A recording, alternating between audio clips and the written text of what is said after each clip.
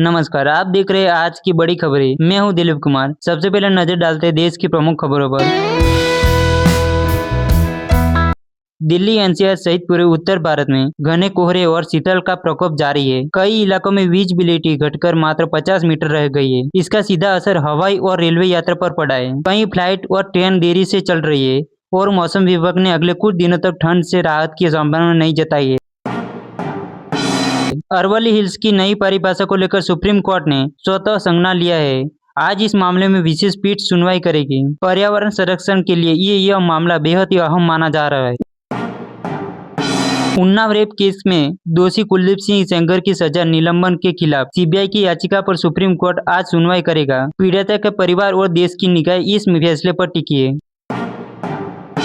राष्ट्रपति द्रौपदी मुर्मू ने भारतीय नौसेना के आईएनएस वागशीर पनडुब्बी पर शॉट ली है। इसके बाद वे झारखंड के 3 दिवसीय दौरे के लिए रवाना हो गए हैं। प्रधानमंत्री नरेंद्र मोदी ने मन की बात कार्यक्रम में 2025 को भारत के लिए गौरवपूर्ण बताया है। उन्होंने राष्ट्रीय सुरक्षा, खेल और विज्ञान के क्षेत्र में भारत की मजबूत होती वैश्विक पहचान पर जोर दिया है।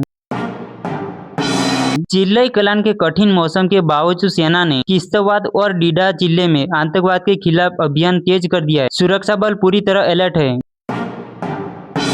बांग्लादेश पुलिस के इस दावे को भारत ने सिर से खारिज कर दिया है कि हादी हत्याकांड का संदिग्ध मेघालय भाग गया है। आज शेयर बाजार में सकारात्मक सुरक्षा की उम्मीद है। ब्रेकआउट स्टॉक को लेकर निवेशकों के लिए नई सिफारिश सामने आई है। गोवा में विभिन्न मुद्दों को लेकर प्रदर्शन जारी है। देश भर में मलेरिया मामलों में कमी दर्ज की गई है। नागरिक उड्डयन मंत्रालय की यात्री की सहायता के लिए 24x7 कंट्रोल रूम सक्रिय किया है।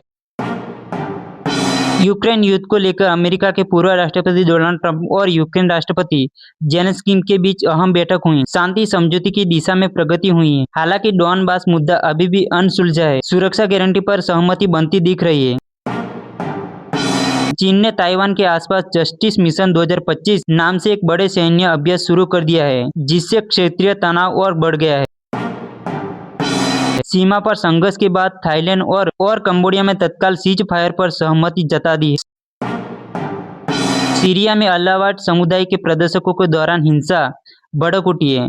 मस्जिद में हुई बम धमाके कम से कम 4 लोगों की मौत पुष्टि हुई है। उत्तर कोरिया के तानाशाह किम जोंग उन ने लंबी दूरी की क्रूज मिसाइल लॉन्च की निगरानी की, जिससे अंतर्राष्ट्रीय चिंता बढ़ गई है। अफ्रीकी देश के गिने में सैन्य जनता प्रमुख चुनाव लड़ रहे हैं। देश के अहम खनिज संसाधनों को लेकर वैश्विक शक्तियों की नजर इस चुनाव पर बनी हुई है। तो दोस्तों, इस खबरों के साथ हम विदा लेते हैं। अगले वीडियो में हम फिर मिलेंगे। तब तक के लिए धन्यवाद।